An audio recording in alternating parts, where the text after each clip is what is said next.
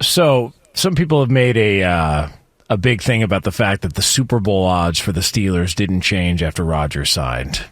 Well, it's because it was probably already baked in that they knew he was going to sign. It wasn't a surprise as we laid out. So I look at it and I go, I don't think this is a Super Bowl team.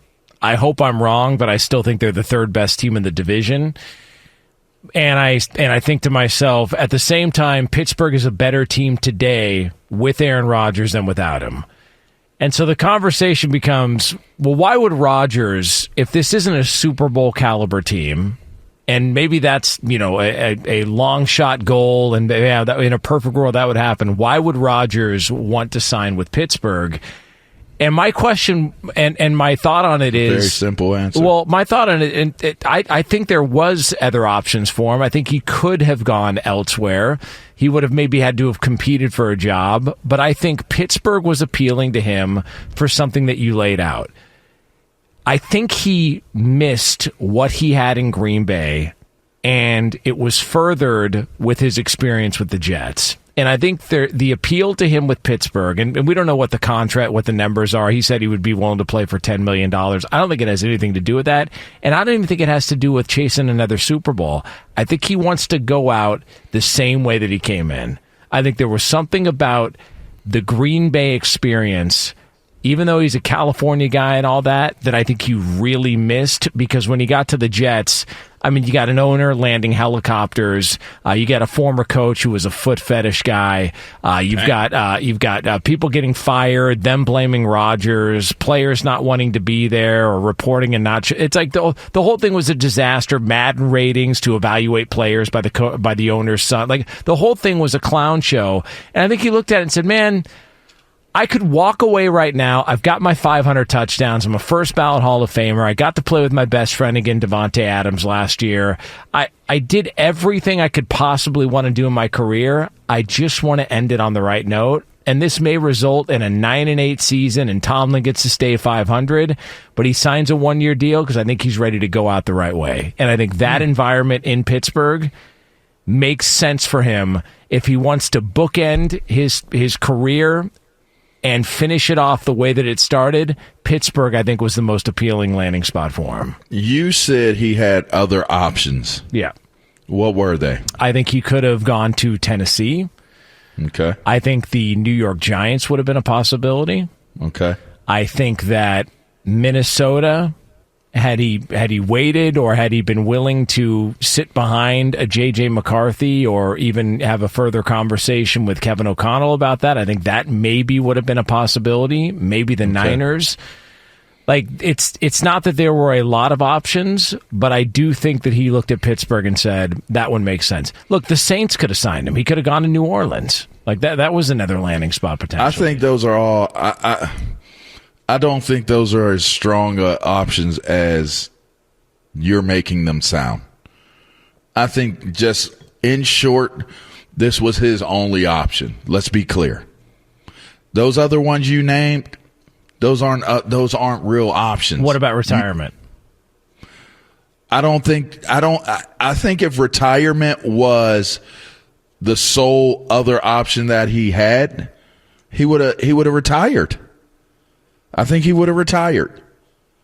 And so to me, when he didn't retire in the timely fashion that it seemed like he was, you got a choice you have to make, and he was shopping it around, and everybody knew he wanted to try to get to Minnesota, and Minnesota seemingly are bought into what they may be able to get out of McCarthy.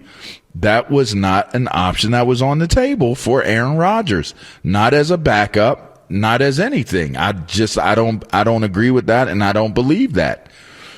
As far as any of these other teams that are out here, I don't believe those were legitimate options. I don't believe the New Orleans Saints was a legitimate option.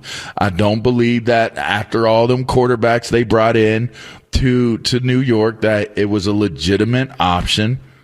And it makes me very, very curious and very leery of the fact we had the same conversation about Sam Darnold. Now, I'm not going to compare careers, obviously, of Sam Darnold and Aaron Rodgers. But what I will compare is the level of interest.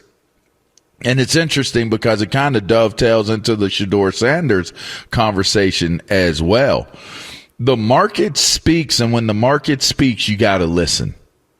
Whether you like it or not, whether you want to create a situation. I mean, golly, Stephen A. out here talking about Shedeur Sanders reminded him of the Colin Kaepernick situation. Like, you can sensationalize what the market says about you or not. Who's Colin Kaepernick? Dang. Yeah, well, it's been a while. You can sensationalize the what, the whys, and the hows of what the market says, but when that market comes out and it says what you are, that's what you are. And the market said that Aaron Rodgers is not good enough to be one of these quarterbacks that we're willing to risk taking in the offseason and adding him to our roster. There was only one team that was willing to not only meet with him and want to bring him in, but pretty much under the terms and the timeline that he felt comfortable with doing. And that was the Pittsburgh Steelers. It only takes one. It only takes one, but in a league of 31 teams, because obviously he's not going to go back to the New York Jets, in a 31 team pool, that only one is a team that, to me, is it's a very pivotal year for this team. And so for there to only be one team that wants Aaron Rodgers, my biggest question is, how much does he have left? And if you're basing bringing him in and feeling excited about the season on who Aaron Rodgers was, I just feel like that's a dangerous decision to make if you're the Pittsburgh Steelers. And could ultimately, it's a boom or bust situation, Jonas. Either it's boom and you look at it and you say the GM did a great job. They took a chance. It worked out and here they are. Or it could be a costly mistake. I think that if it doesn't work out, you may see changes come seasons in. I don't think it'll come in season just because of the type of organization they are. But who's to say that if this thing goes as bad as it like looked and seemed and felt in New York when he was there, I wouldn't be surprised if Pittsburgh made a change during the course of the season.